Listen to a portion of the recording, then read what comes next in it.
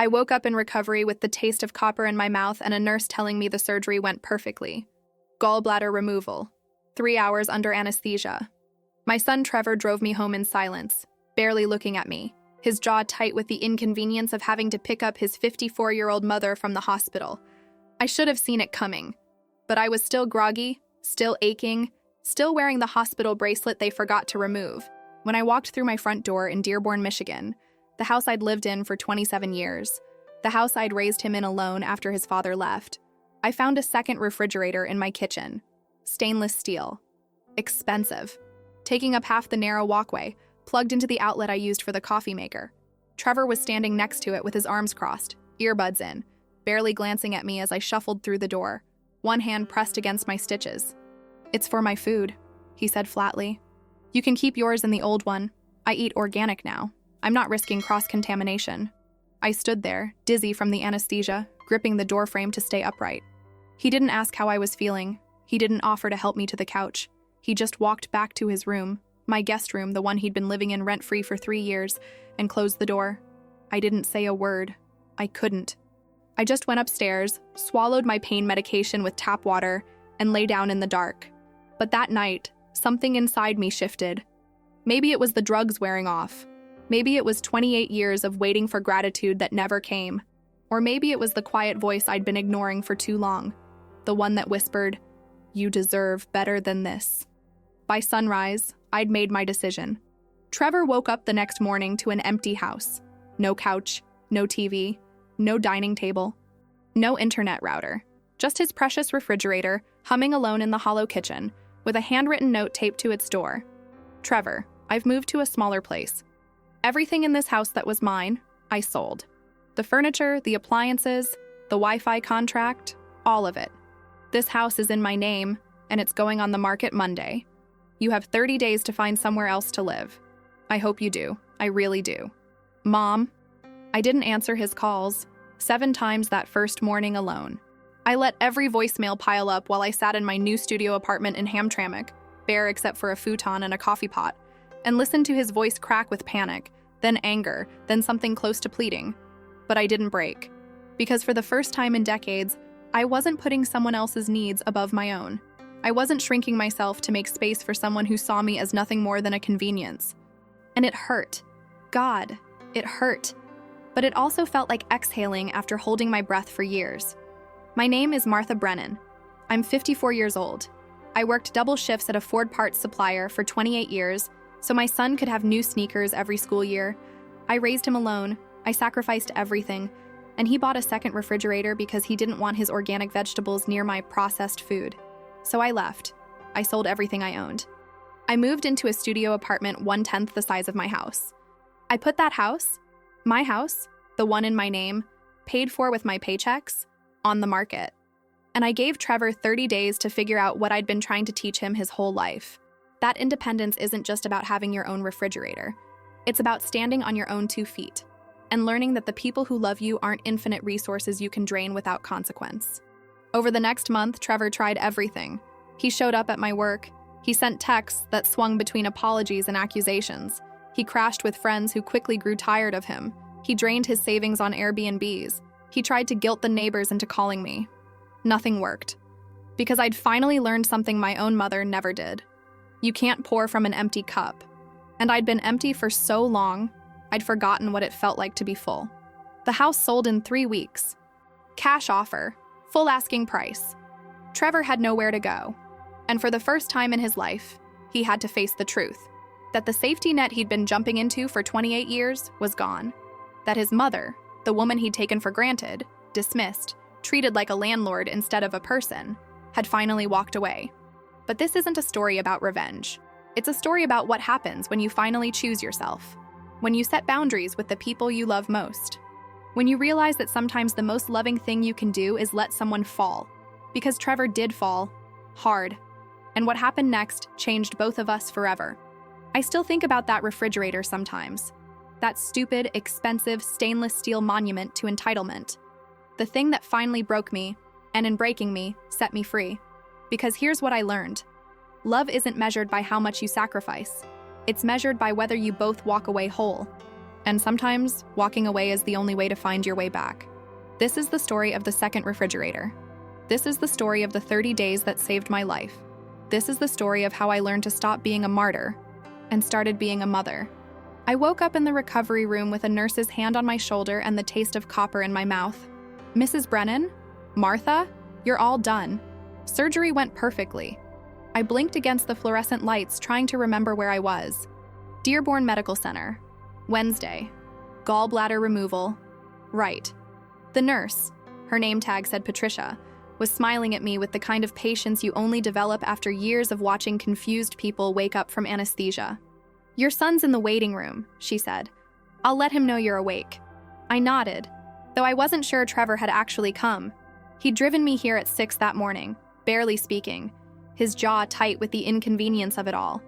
I'd told him he could leave, that I'd take an Uber home, but he'd muttered something about it being fine and disappeared into the waiting room with his headphones on. That was 3 hours ago. Patricia wheeled me into a dimmer recovery bay where 2 other patients were sleeping off their own procedures. I lay there, staring at the acoustic ceiling tiles, counting the small holes in each square because it gave my brain something to do besides catalog the dull, pulling ache in my abdomen. The anesthesia made everything feel far away, like I was watching my own life through fogged glass. I thought about work. I'd taken 3 days off from the parts supplier, my first sick leave in 2 years, and I could already feel the guilt creeping in. Who would cover my quality control station? Who would double-check the transmission housing specs? I'd trained the new girl, Shanice, but she was still nervous around the micrometers, still second-guessing herself. I thought about the bills on my kitchen counter, the mortgage, the electricity, Trevor's car insurance, which I was still paying even though he was 28 years old and lived under my roof rent-free. I thought about my mother's voice, from somewhere deep and old. "You can't pour from an empty cup, Martha." But I'd been pouring from an empty cup for so long, I didn't know what else to do. Trevor finally appeared around 11. He stood in the doorway of the recovery bay, hands in his jacket pockets, eyes on his phone. He looked like he always did. Tall, lean, with my dark hair and his father's sharp jawline. Handsome in a way that had always made things easier for him. He glanced up briefly when Patricia waved him over. "Hey," he said. "Hey." My voice was still scratchy from the breathing tube. "They said you're good to go. I brought the car around front." "Thanks." He nodded and walked out. "No, how are you feeling?" "No, do you need help standing?" Just the logistical confirmation that I was mobile enough to leave. Patricia helped me into a wheelchair even though I insisted I could walk. Hospital policy. She handed me a discharge folder full of papers I'd read later, or never, and a prescription for Percocet that I probably wouldn't fill. I didn't like how pain medication made me feel untethered, like I might say something true. Trevor pushed the wheelchair with one hand, texting with the other. The automatic doors slid open and October air hit my face, cold and sharp. Dearborn in mid-autumn smelled like wet leaves and car exhaust. The sky was low and gray, threatening rain. His car, my old Camry, the one I'd given him when I bought myself a used Civic, was idling by the curb. He opened the passenger door without looking at me, and I eased myself in, wincing as the seatbelt pressed against my incisions. We drove in silence. I watched the familiar streets pass by. Michigan Avenue with its clusters of Middle Eastern restaurants and bakeries, the smell of fresh pita drifting through someone's open door, the old Ford Rouge plant looming in the distance, red brick and smokestacks, the place my father had worked for 30 years before the layoffs. The neighborhoods got quieter as we turned onto residential blocks, narrow houses packed tight, chain-link fences, lawns turning brown for winter. Trevor's music was playing low through the car speakers. Something electronic and repetitive. I didn't recognize it. "Do you need me to pick up your prescription?" he asked, eyes on the road. "No, I have ibuprofen at home. They said you should take the strong stuff for the first couple days." "I'll be fine." He shrugged. "Suit yourself." We pulled onto Polk Street, my street, and I felt the familiar mix of relief and heaviness that always came with coming home. My house was third from the corner, a narrow brick 2-story with white trim that needed repainting, and a front porch I used to sit on before Trevor's schedule made everything about his needs, his deadlines, his quiet. Trevor parked in the driveway and left the engine running. I looked at him. "You're not coming in?" "I have a client call at noon." "Okay." He didn't offer to help me out of the car. I unbuckled myself slowly, opened the door, and planted my feet on the concrete. Every movement felt like pulling against stitches made of fishing line.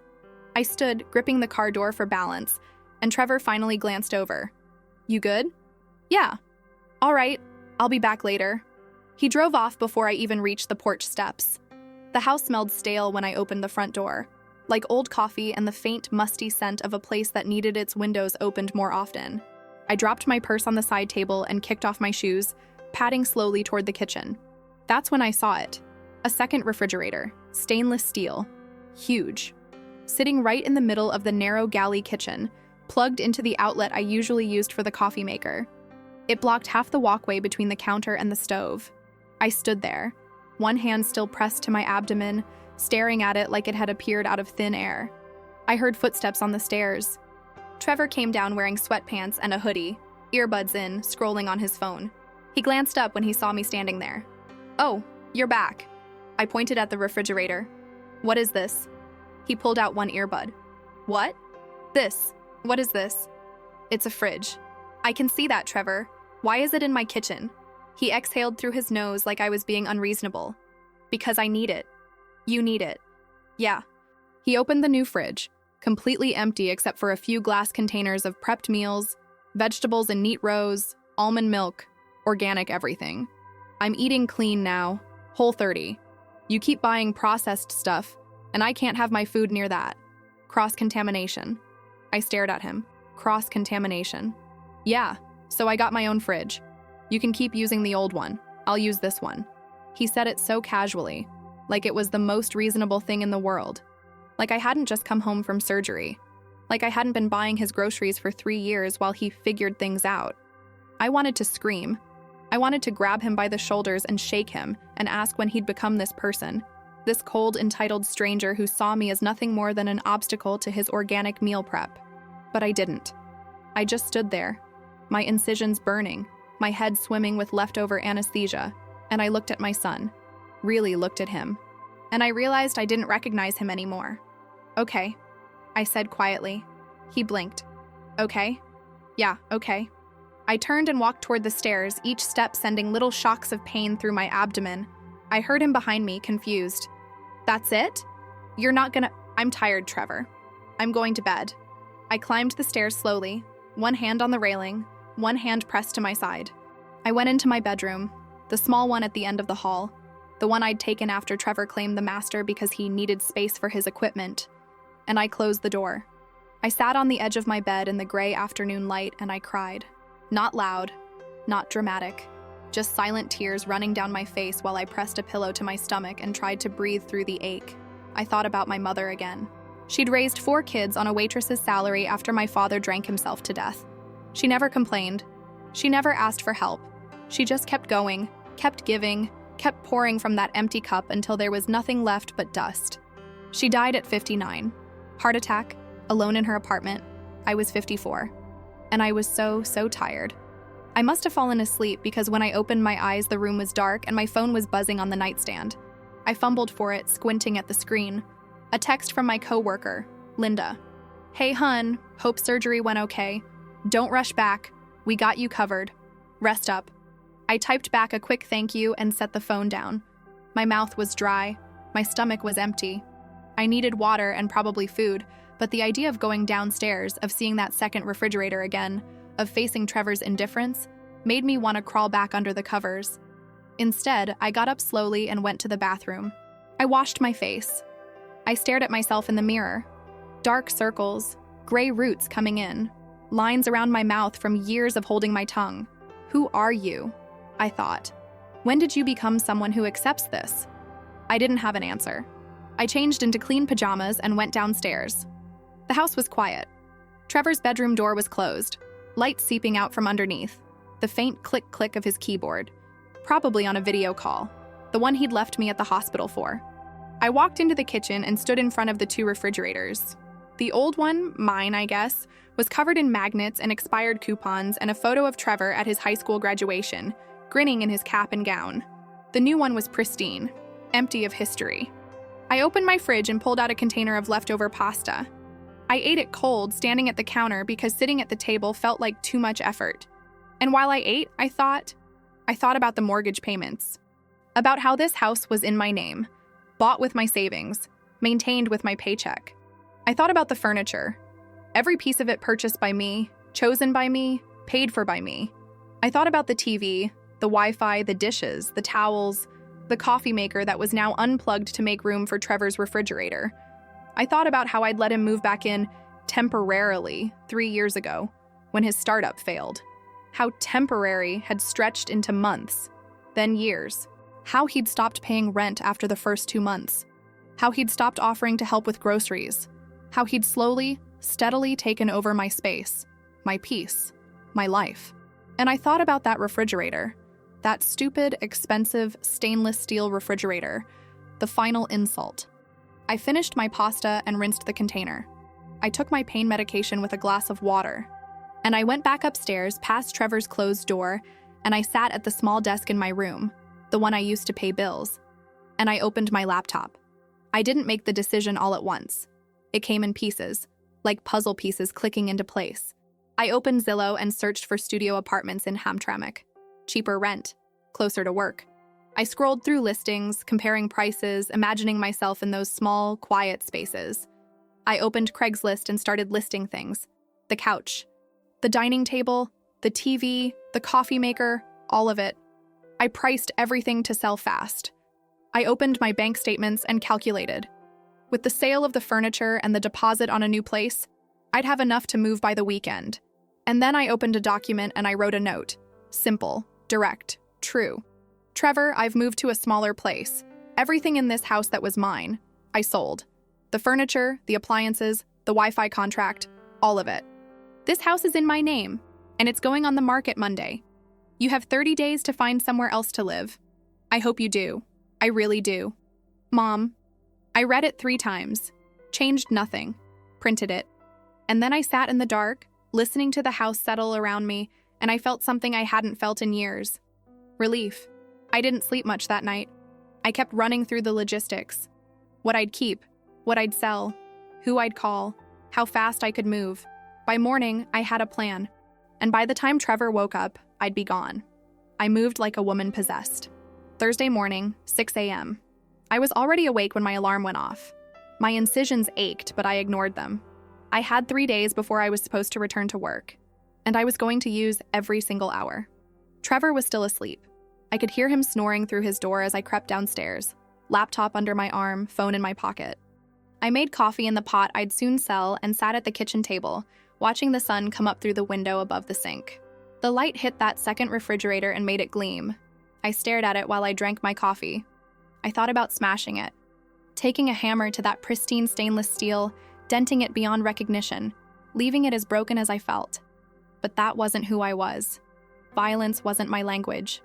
Silence was. And silence, I was learning, could be the loudest statement of all. I opened my laptop and got to work. By noon, I had appointments scheduled with 3 potential buyers for the furniture. A young couple from Dearborn Heights wanted the dining table and chairs, solid oak, barely used because Trevor preferred eating in his room. A college student needed the couch for his first apartment. A woman named Patricia, different from the nurse but the coincidence felt like a sign, wanted the TV and the coffee table. I priced everything to move fast. I didn't care about getting fair value. I cared about getting out. I called a real estate agent I'd found online, Karen Lipinski, who had good reviews and a reputation for moving properties quickly. She answered on the second ring. Lipinski Real Estate, this is Karen. Hi. My name is Martha Brennan. I need to sell my house, fast. There was a pause. How fast are we talking? I want it listed by Monday. That's ambitious. Have you lived there long? 27 years. Okay. And you're sure about this? Selling a long-term home is a big decision. Sometimes people... I'm sure, I said, my voice flat and final. Can you come see it tomorrow? Another pause. Then softer. Yeah, I can do that. What's the address? I gave her the details. We scheduled for Friday at 10. I hung up and sat very still, my hands wrapped around my coffee mug, feeling the weight of what I'd just set in motion. There was no going back now. Trevor didn't come out of his room until almost 2 in the afternoon. I heard his door open, heard him shuffle to the bathroom, heard the shower run. When he finally came downstairs, I was sitting at the kitchen table with my laptop, responding to messages from potential buyers. He walked past me without a word, opened his refrigerator, and pulled out one of his meal prep containers. Chicken breast, roasted vegetables, quinoa. He ate it standing up, scrolling through his phone. I watched him. Really watched him. Tried to find the little boy who used to climb into my lap when he had nightmares. The teenager who cried on my shoulder when his first girlfriend broke his heart. The young man who'd hugged me so tight at his college graduation and whispered, "I couldn't have done this without you, Mom." Where had that person gone? Or had he ever really existed? "You're staring," Trevor said, not looking up from his phone. "Am I?" "Yeah, it's weird." I closed my laptop. "Trevor, we need to talk." He sighed, the kind of deep, exasperated sigh that said he had better things to do than listen to me. "About what?" "About this. About you living here." "What about it?" It was supposed to be temporary. He finally looked at me, his expression blank. And it's been 3 years. So I think it's time you found your own place." He laughed, actually laughed. "Are you serious right now?" "Yes. Mom, I'm freelance. My income isn't steady. I can't afford rent in this area." "Then find somewhere you can afford." "Where?" "You know how expensive everything is. And I need to be near the city for networking. I can't just move to fucking Warren or something." I flinched at the language but kept my voice steady. "You're 28 years old, Trevor. You have a degree. You have skills. You need to figure it out." He set down his food container hard enough that it clattered against the counter. "This is because of the fridge, isn't it?" I didn't answer. Jesus Christ. I knew you'd make this a big deal. I knew it. "It's not about the fridge." "Then what is it about?" I looked at him, this stranger wearing my son's face, and I felt something crack open in my chest. "It's about respect, Trevor. It's about coming home from surgery and being treated like an inconvenience in my own house. I drove you to the hospital. And then you left me there to take a client call. It was important. So was I." The words came out louder than I'd intended, sharp and raw. We both froze. I never yelled. I never raised my voice. That wasn't who I was. But maybe it was who I needed to become. Trevor's jaw tightened. "You're being dramatic." "I'm being honest." "No, you're being manipulative. You're trying to guilt me because I bought a fridge. Do you hear how insane that sounds?" I stood up slowly, my hand pressed to my side. "I want you out of this house, Trevor. I'm giving you 30 days. His face went pale. "You're kicking me out?" "I'm asking you to leave." "Where am I supposed to go?" "I don't know, but you're an adult. You'll figure it out." For a moment, he just stared at me. Then his expression hardened. Fine. I'll leave. But don't come crying to me when you're old and alone and you need someone to take care of you. Don't expect me to be there." The words landed like stones, heavy, bruising. I met his eyes. "I don't expect anything from you anymore, Trevor. That's the point." He grabbed his food and stormed back upstairs. I heard his door slam, heard muffled shouting, probably him on the phone with a friend, complaining about his unreasonable mother. I sat back down at the kitchen table and I shook. Not from fear, from release. I'd finally said it. After years of swallowing my words, of keeping the peace, of making myself smaller so he could take up more space, I'd finally said it. And the world hadn't ended. That night I couldn't sleep. My mind was too loud, replaying the conversation, second-guessing myself, wondering if I was being cruel, wondering if I should apologize, wondering if I was making a terrible mistake. But every time I started to doubt myself, I thought about that refrigerator, that cold, careless announcement. "It's for my food. You can keep yours in the old one." And I knew I was doing the right thing. I got out of bed and went to the closet. In the back, buried under old winter coats, was a box I hadn't opened in years. I pulled it out and sat on the floor, my incisions protesting, and I lifted the lid. Photos, cards, memories. Trevor as a baby, wrapped in the blue blanket my mother had crocheted. Trevor on his first day of kindergarten, missing his 2 front teeth. Trevor at his 8th grade science fair, holding a trophy for first place. Trevor and me at the Detroit Zoo, standing in front of the polar bear exhibit, both of us grinning. I ran my fingers over the photos and I felt the grief wash over me. Not for who Trevor was now, but for who I'd thought he'd become. I'd raised him to be kind, to be grateful, to understand that love meant showing up for the people who showed up for you. But somewhere along the way, he'd learned the opposite. He'd learned that people, especially mothers, were infinite resources. That you could take and take and take, and there would always be more. I closed the box and put it back in the closet. Tomorrow, I'd start packing. Friday morning, Karen Lipinski arrived at 10 sharp. She was in her 50s with short silver hair and a no-nonsense energy that I immediately appreciated. She walked through the house with a tablet, taking notes, snapping photos, asking questions. When was the roof last replaced? 2019. Furnace? 2 years ago. Any issues with the foundation? No, it's solid. She nodded, typing quickly. This is a good house, Martha, good bones. Location's decent. You should have no problem selling, especially if you're flexible on price. I am. She looked at me over her glasses. How flexible? I want it gone in 30 days. That's aggressive. I know. She studied me for a moment, and I had the feeling she'd seen this before. Women my age walking away from houses that had become prisons. Okay, I can work with that. We'll list it below market value, stage it minimally, and push it hard. You might lose some equity, but you'll move it fast. That's fine. And you're sure? No second thoughts?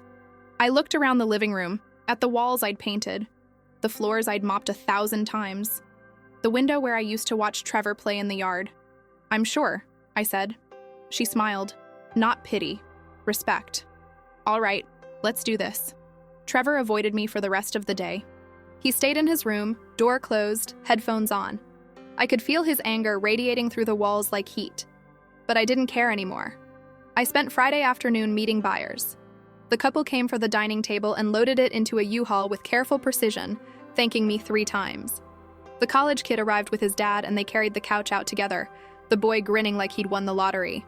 Patricia came last, paid cash for the TV and coffee table, and hugged me before she left. You take care of yourself, she said. And I realized I'd told her nothing about why I was selling, but somehow she understood anyway. By evening, the house was gutted. No couch, no dining table, no TV, just empty spaces and echoes. I stood in the living room and felt lighter than I had in years. Saturday, I found a studio apartment in Hamtramck. It was small, barely 400 square feet, but it had hardwood floors, big windows, and a kitchen nook that was just big enough for one person. The landlord, an older Polish man named Janusz, showed me around with quiet pride. "Is very quiet building," he said in accented English. "Good neighbors, no trouble." "It's perfect," I said. He smiled. "You want it?" "Yes." "Okay, I have papers. You sign, you move in Monday." I signed the lease right there, my hand shaking slightly as I wrote my name. Janusz shook my hand, gave me the keys, and told me to call if I needed anything. I walked back to my car and sat in the driver's seat for a long moment, staring at the keys in my palm. I'd done it. I'd actually done it. Sunday, I packed. 1 suitcase of clothes, a box of kitchen essentials, my mother's rosary wrapped carefully in tissue paper, photos I couldn't leave behind. Everything else, gone, sold, donated, released. Trevor finally came out of his room around noon. He stopped at the top of the stairs and stared down at me, surrounded by boxes and empty space. "What the fuck did you do?" I looked up at him. "I told you, I'm moving." "You sold everything?" "Everything that was mine. Yes. This is insane. You're insane." I taped up a box and labeled it with a marker. Maybe. Where am I supposed to sit? Where am I supposed to... That's not my problem anymore, Trevor. His face went red. "You can't do this." "I already did. This is my house too." I set down the marker and looked at him. Really looked at him. "No," I said quietly. "It's not. It never was. This house is in my name. The mortgage is in my name. Every single payment for the last 27 years came from my paycheck. You've been a guest here, Trevor, and you've overstayed your welcome." He stared at me like I'd slapped him. "I'm listing the house tomorrow," I continued. "You have 30 days to find somewhere else to live. After that, I'm not responsible for you anymore. You're my mother, and you're my son, but that doesn't mean I have to let you treat me like garbage." He opened his mouth, closed it, opened it again. "I don't treat you like garbage." I didn't argue. I just held his gaze until he looked away. He went back to his room. I heard things being thrown, heard him shouting into his phone, heard the door slam again and again. I kept packing. That night I wrote the note, the one I'd drafted days ago. I printed it on clean white paper, folded it carefully, and taped it to his refrigerator. Then I loaded my car. 3 trips. That's all it took to move my entire life. Before I left, I walked through the empty house one last time. I touched the walls. I stood in the kitchen where I'd made 10,000 meals. I looked out the back window at the yard where Trevor used to play. And I said goodbye. Not to the house, but to the woman I'd been inside it. The woman who gave everything and asked for nothing. The woman who believed love meant disappearing. I locked the door behind me and drove to Hamtramck in the dark. Monday morning, Trevor woke up to silence. He padded downstairs in his boxers and his faded college t-shirt, yawning, probably planning to grab one of his meal prep containers and scroll through Instagram while he ate. He stopped at the bottom of the stairs. The living room was empty. No couch. No TV. No coffee table. Just carpet indentations where furniture used to be. He walked into the kitchen. No table, no chairs, no coffee maker. Just his refrigerator, humming alone in the middle of the room, with a note taped to the door. I know he read it. I know because 20 minutes later, my phone started ringing. I was sitting in my new apartment on the futon I'd bought from IKEA the day before, drinking coffee from a mug I'd owned since college. The only mug I'd kept. Trevor's name flashed on the screen. I let it ring. It rang 7 times that morning. Then the text started. "What the fuck, Mom? This isn't funny. Where are you? Call me. You can't just leave. This is insane. I'm calling the police." I didn't respond to any of them. Instead, I got dressed, made myself breakfast, and went to the parish I used to attend before Trevor's schedule consumed mine. St. Albertus, a beautiful old Catholic church in Hamtramck, with stained glass windows that threw colored light across the pews. I sat in the back and I prayed, not for forgiveness, but for strength, because I knew the hardest part was still coming. The calls didn't stop. Over the next 3 days, Trevor tried everything. He called from different numbers thinking I was blocking him. I wasn't. I just wasn't answering. He showed up at the parts supplier on Tuesday, but Linda at the front desk called security before he could get past the lobby. She texted me after. "Handled it. You okay?" "I'm okay," I wrote back. "Thank you." He sent long texts. Angry ones. Desperate ones. Ones that swung wildly between blaming me and begging me to come back. "You're being selfish, you're abandoning me, I can't believe you're doing this. Please just talk to me, I'm your son. How can you do this to your own son?" I read every one. And I didn't respond. Because every time I felt myself softening, every time I thought maybe I was being too harsh, I remembered the refrigerator. I remembered his voice. "It's for my food. You can keep yours in the old one." And I remembered that I deserved better. Wednesday afternoon, my neighbor Mrs. Kowalski, an older woman who'd lived next door to me for 15 years, called. "Martha, it's Dorothy, from Polk Street." "Hi, Dorothy. Honey, Trevor came by this morning. He was asking if I knew where you were." My stomach tightened. "What did you tell him?" "I told him I didn't know, which is true. I don't." She paused. "But Martha, he looked bad, really bad. He was crying." I closed my eyes. "I can't, Dorothy, I can't go back. I'm not asking you to, I wanted you to know. Thank you. And Martha, for what it's worth, I'm proud of you." I started crying then. Not sad tears, relieved ones. "Thank you," I whispered again. After we hung up, I sat on my futon and I let myself feel it. All of it. The guilt, the grief, the terrible, liberating relief of finally putting myself first. It hurt. God, it hurt. But it was the right kind of hurt. The kind that comes from setting a broken bone. The kind that means healing is possible. By Thursday, the house had 3 showings scheduled. Karen called to tell me the market was hot, and if we got an offer, we should move fast. "How's your son handling this?" she asked carefully. "Not well." "Is he going to contest the sale?" "He can't. The house is in my name. He's not on any paperwork." "Good." She paused. "Martha, I've been doing this for 20 years. I've seen a lot of situations like yours. And I want you to know, you're doing the right thing. It doesn't always feel like it. It won't. Not for a while. But one day you'll wake up and you'll realize you can breathe again. And that's when you'll know." Friday, exactly 1 week after I'd come home from surgery, I got an offer on the house. Full asking price. Cash buyer. Closing in 3 weeks. I accepted immediately. Karen called me that evening, excitement in her voice. "Martha, we did it. You're free. Free." The word echoed in my mind long after we hung up. I stood at the window of my studio apartment, looking out at the street below. Hamtramck was alive with people. Families walking, teenagers on bikes, an old man sitting on his porch playing accordion. Life, messy and loud and real. And I was part of it now. Not hiding, not shrinking, just living. My phone buzzed. Another text from Trevor. "Mom, please. I'm sorry. Can we just talk?" I stared at the message for a long time. And then, for the first time in 8 days, I responded. "The house sold. You have 3 weeks. I'm sorry it came to this. I really am." I hit send and turned off my phone. Tomorrow, I'd turn it back on. Tomorrow, I'd face whatever came next. But tonight, I was going to sleep in my own space, in my own bed, with no one demanding anything from me. And that was enough. The phone call stopped after I sent that text. For 3 days, nothing. No calls, no messages, just silence. I told myself I was relieved. I told myself this was what I wanted. Space, distance, the freedom to rebuild my life without his anger pressing against me like a weight. But late at night, lying on my futon in the dark, I worried. I couldn't help it. 28 years of motherhood doesn't just turn off because you set a boundary. I'd wake up at 2 in the morning wondering if he was eating, if he was safe, if he hated me so much that I'd lost him forever. And then I'd remember the refrigerator and I'd force myself to breathe through it.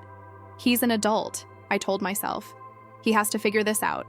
But the worry didn't care about logic. I spent those first days settling into my new life. My studio apartment was so small, I could see the entire space from any corner. Kitchenette, bathroom door, futon, closet. But it was mine. Every inch of it. I bought a small table from a thrift store on Joseph Campo Street. 2 chairs, even though I didn't expect company. A lamp with a cream-colored shade that made the light soft. I hung my mother's old cross above the futon. Simple wood, nothing fancy. But it had been on her bedroom wall for as long as I could remember. I didn't go to work that first week. I'd used up my sick days and then taken 2 more unpaid. Linda had covered for me. Bless her. "Take your time," she'd texted. "We're good here." So I took my time. I walked through Hamtramck in the mornings, past the Polish bakeries with their paczki and fresh bread, past the Bangladeshi grocery stores, past the old men playing chess in the park. The neighborhood was alive in a way my old street hadn't been in years. People actually sat on their porches. Kids played in the street. You could hear music, Arabic, Polish, hip-hop, drifting from open windows. It felt like the world was bigger than I'd remembered. On Sunday, 11 days after I'd left, I went to Mass at St. Albertus. The church was beautiful in the daylight, soaring ceilings, intricate plasterwork, stained glass that painted the pews in blues and golds. I sat near the back, like I always did, and I listened to Father Tomasz give his homily. He talked about the prodigal son, about the father who waited, about forgiveness and homecoming. I'd heard the story 100 times, but that morning it hit different, because I wasn't the father in that story. I was the father who'd finally stopped waiting at the gate. I was the one who'd walked away, and I didn't know if that made me strong or selfish. After Mass, I lit a candle. I knelt in front of the rack of flickering lights and I prayed, not with words, just with the ache in my chest. I prayed for Trevor, for wisdom, for the courage to hold my boundaries even when it hurt. When I stood to leave, an older woman approached me. She was probably 70, with silver hair in a neat bun and kind eyes behind wire-rimmed glasses. "Excuse me, dear. I'm sorry to bother you, but are you all right?" I blinked, surprised. "I'm fine. Thank you." She smiled gently. "I've been coming to this church for 40 years. I know the look of something heavy." I didn't know what to say, so I just stood there, my throat tight, and she reached out and squeezed my, "Whatever it is," she said softly. "You're not alone." She walked away before I could respond, disappearing into the crowd of people greeting each other in the vestibule. I stood there holding my purse, feeling like I'd been seen for the first time in years. That afternoon, Trevor finally called. I was sitting at my little thrift store table, eating a sandwich and reading a book I'd checked out from the library, when my phone buzzed. His name on the screen made my heart jump. I stared at it for 3 rings, 4, 5. Then I answered. "Hello." "Mom." His voice was hoarse, rough, like he'd been crying or shouting or both. "Mom, please don't hang up." I set down my sandwich. "I'm not going to hang up." Okay. He took a shaky breath. I need to talk to you. I'm listening. Not on the phone, Can I come see you? Every instinct in my body screamed no. Because I knew if I saw him, if I looked at his face, I might crumble. I might take it all back. I might let him move into my tiny studio and start the whole cycle over again. But another part of me, the part that had carried him in my body, that had rocked him to sleep, that had loved him before he even had a name, that part whispered yes. Where? I asked. Anywhere.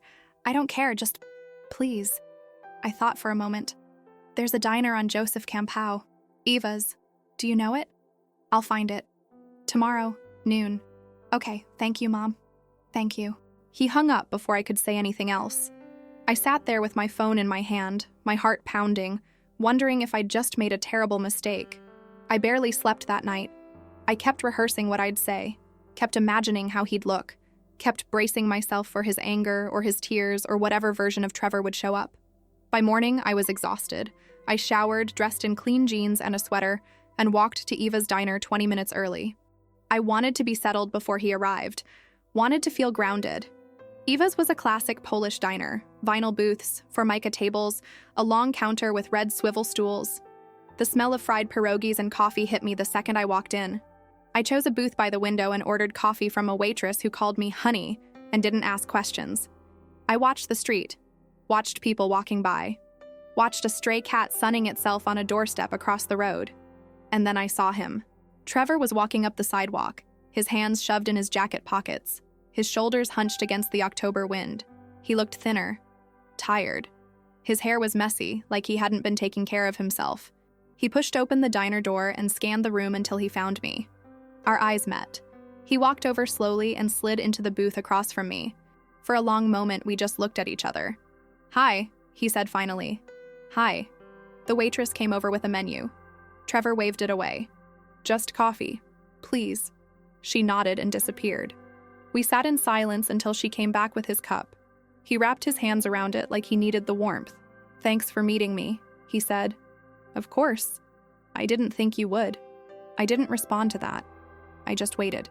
He took a sip of coffee, set it down, stared at the table. I've been sleeping on Jake's couch. You remember Jake? From high school? I nodded.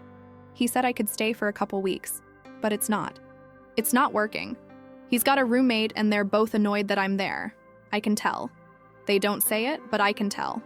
He ran a hand through his hair, a nervous gesture I recognized from when he was little. I looked at apartments. Everything's so fucking expensive. I can't afford last month's security deposit. I can't even afford a studio. His voice cracked slightly. I don't know what to do, Mom. I kept my hands wrapped around my own coffee cup, kept my voice steady. You'll figure it out. He looked up at me, his eyes red-rimmed. That's it? That's all you're going to say? What do you want me to say, Trevor? I want you to tell me how to fix this. I can't fix this for you. That's the whole point. He stared at me like I'd spoken a foreign language.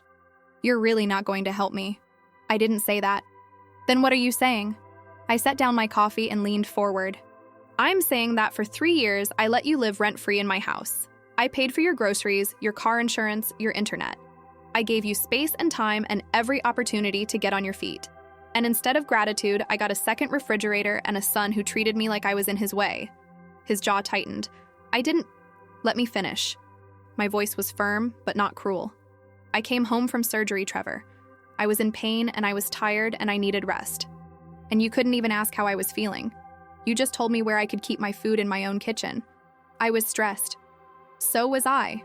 I'm always stressed. I work 50 hours a week. I have bills, I have health problems, but I never made you feel small because of it.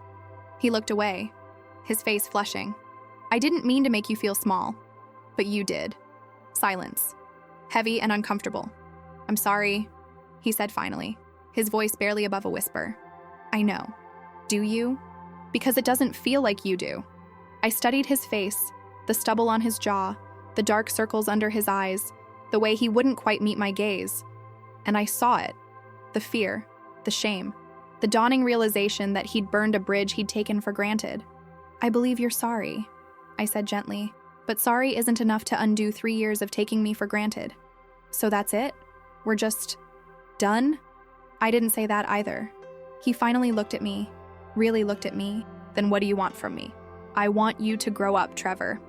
I want you to take responsibility for your own life. I want you to understand that the people who love you aren't infinite resources you can drain without consequence. I don't. You do.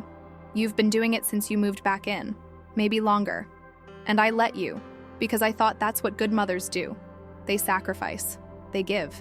They don't ask for anything in return. I paused, but I was wrong. He was crying now. Not loud, just silent tears running down his face. I don't know how to do this, Mom. I don't know how to be on my own. I know, and that's my fault too. I should have taught you. I should have made you struggle a little. I should have let you fall. I reached across the table and put my hand over his. But it's not too late. You can still learn. I'm scared. Good. Being scared means you're paying attention. We sat there for a long time. The diner filled up with the lunch crowd. Construction workers in dusty jeans, elderly women sharing pierogi plates, a young mother feeding her toddler applesauce from a jar.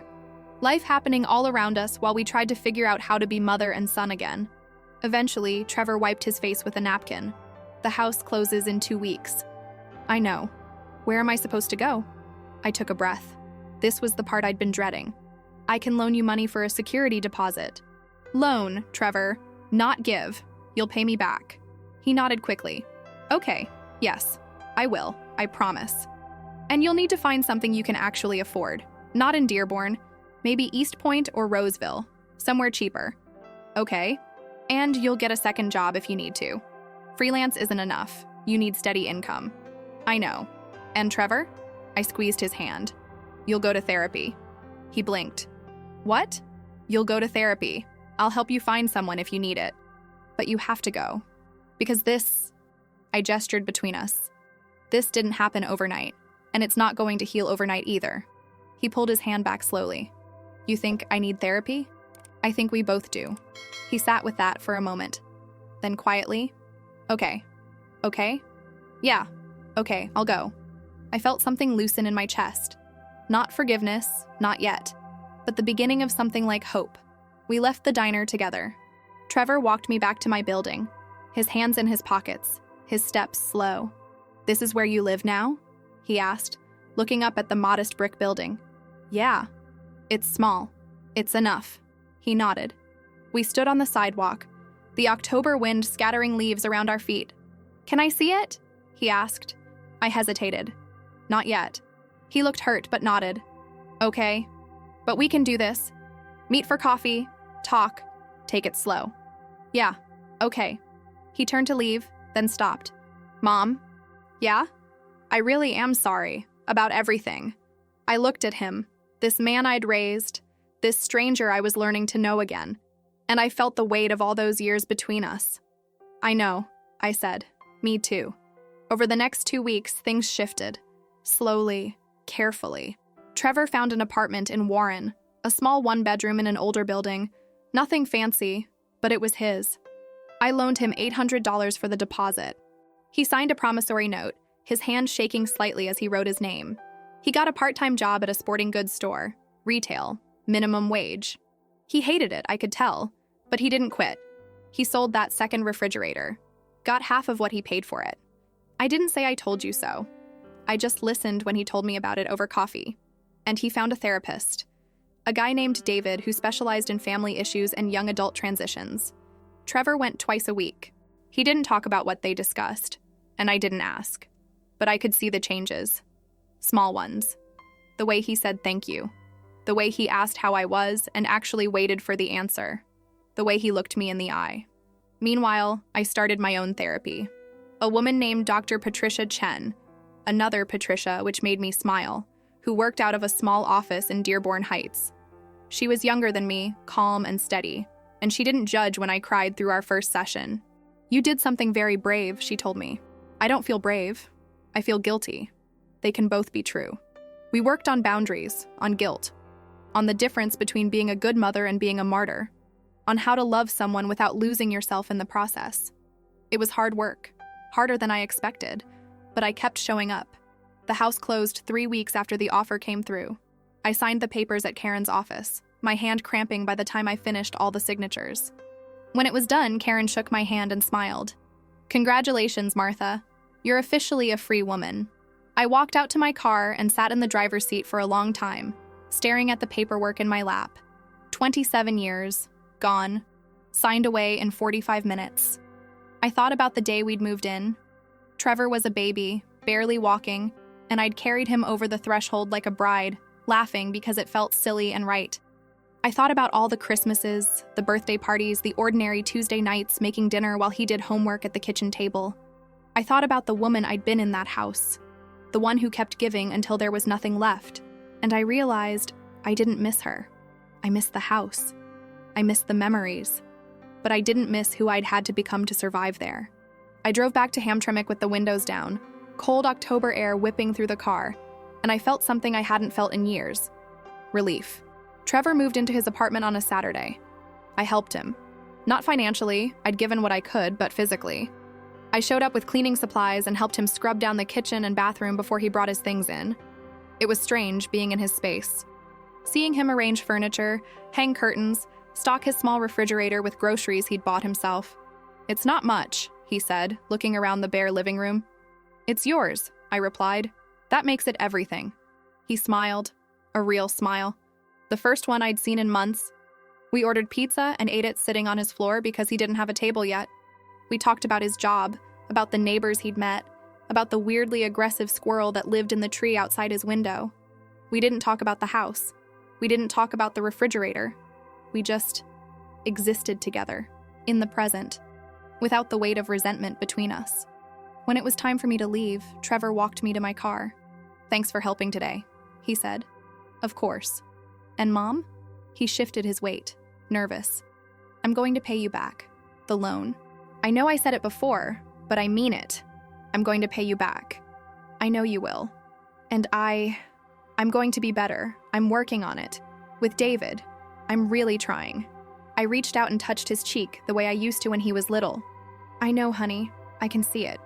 He hugged me then, a real hug, tight and long and full of all the things we couldn't say yet. When he pulled back, we were both crying a little. "I love you, Mom. I love you too." I drove home in the dark, my heart full and aching at the same time. Winter came. I fell into a rhythm. Work, therapy, Mass on Sundays, coffee with Trevor every other week. I joined the Wednesday night prayer group at St. Albertus. I started volunteering at a food pantry on Saturdays. I made friends, real friends, not just coworkers I was polite to. Linda from work invited me over for Thanksgiving. I almost said no, out of habit, but then I remembered Dr. Chen's words, "Accepting help is a form of strength, not weakness." So I said yes. It was the first Thanksgiving in years where I wasn't cooking for someone who didn't say thank you. Linda's family was loud and warm and chaotic. Her kids argued over who got the last roll. Her husband told terrible jokes. Her mother-in-law complimented my pie 3 times. And I felt happy. Genuinely, unexpectedly happy. On Christmas Eve, Trevor texted me, "Hey, I know we're doing our own thing this year, but I wanted to say Merry Christmas. And thank you. For everything." I stared at the message for a long time. Then I typed back, "Merry Christmas, Trevor. I'm proud of you." He sent back a heart emoji. Simple, but it felt like enough. I spent Christmas at St. Albertus, midnight mass. The church was packed, the air thick with incense and the sound of people singing carols in 3 different languages. I sat in my usual spot in the back and I listened to the story I'd heard 100 times. The baby in the manger, the shepherds, the star. And I thought about new beginnings. About how sometimes you have to lose everything to find yourself. About how grace doesn't always look like what you expect. When Mass ended, I lit 2 candles. One for Trevor, one for me. And I prayed. Not for things to go back to how they were, but for the courage to keep moving forward. By spring, Trevor had been at his job for 6 months. He got promoted to assistant manager. He called me, breathless with excitement, to tell me the news. "It's not much," he said. "Just $1 more an hour and some extra responsibilities. But Mom, they picked me. They said I was reliable, that I showed initiative." I could hear the pride in his voice, the disbelief that he was capable of this. "I'm so proud of you," I said, and I meant it. "Thanks, Mom." A pause. I made my first payment. On the loan. I sent it to your Venmo. I checked my phone. $200. "Trevor, you didn't have to." "I wanted to. I told you I'd pay you back." "Thank you." "No, Thank you for believing I could do this, even when I didn't. After we hung up, I sat on my futon and cried. Not sad tears, grateful ones, because my son was learning. Slowly, painfully, but he was learning, and so was I. 1 year after the surgery, I went back to the old neighborhood. I don't know why. Maybe curiosity, maybe closure. Maybe I just needed to see it one more time. I drove down Polk Street slowly, past Mrs. Kowalski's house, past the corner where Trevor used to wait for the school bus. And then I saw it. My old house. There were new curtains in the windows, a different car in the driveway, a bike leaning against the porch. Someone else's life now. I pulled over and sat there for a moment, engine idling, staring at the place I'd called home for almost 3 decades. And I felt nothing. Not grief, not longing, just a quiet acknowledgement that I'd lived there once, and now I didn't. I drove back to Hamtramck, to my small studio with its thrift store furniture and hand-me-down dishes, to my quiet, simple, beautiful life. That night, I sat at my little table and took out my mother's rosary. I held it in my hands, feeling the smooth beads, the weight of all the prayers that had been said over them. And I thought about that second refrigerator, how such a small, stupid thing had been the final straw, how sometimes the breaking point isn't a single catastrophic moment, but 1,000 tiny cuts that finally add up to enough. I thought about Trevor, about the man he was becoming, about how hard it was to let someone you love struggle, even when you know it's necessary. I thought about myself, about the woman I'd been, always giving, always sacrificing, always disappearing, and the woman I was now. And I realized something. Love isn't measured by how much you sacrifice. It's measured by whether you both walk away whole. Trevor was learning to stand on his own, and I was learning that I didn't have to carry him to prove I loved him. We were both learning what it meant to be whole. I still see Trevor. Once a month, sometimes more. We meet for coffee or dinner or just a walk through the park. We talk about his job, his apartment, his therapy. He asks about my life, really asks, and listens to the answers. It's not perfect. We still have hard conversations. We still trigger each other sometimes. There are still wounds that haven't fully healed. But we're trying. Both of us. And that's more than I ever thought we'd have. Last month, Trevor showed up at my apartment with a gift. A small wooden cross, handmade, with my name carved into the back. I made it, he said, sheepish. In a woodworking class I'm taking. It's not great, but it's perfect, I said. And I meant it. I hung it next to my mother's cross. 2 generations. 2 different kinds of faith. Mine says, you are allowed to have boundaries. Hers says, you are allowed to be loved. Both are true. Sometimes, late at night, I still think about that refrigerator. I wonder where it is now. In someone else's kitchen, probably. Humming away, keeping someone else's food cold, oblivious to the chaos it caused.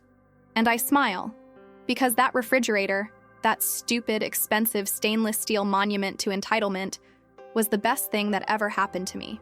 It woke me up. It forced me to choose myself. It taught me that sometimes love means letting go. And it gave me back my life. I'm Martha Brennan. I'm 55 years old. I live in a 400-square-foot studio in Hamtramck, Michigan.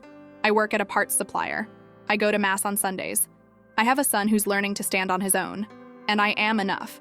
Not because of what I give, but because of who I am.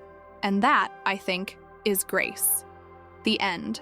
When I came home from surgery, I found an extra refrigerator in the kitchen. It's for my food. You deal with yours, said my son, who was living here as a favor. I stayed silent and went to sleep. The next day, he was shocked by my reaction.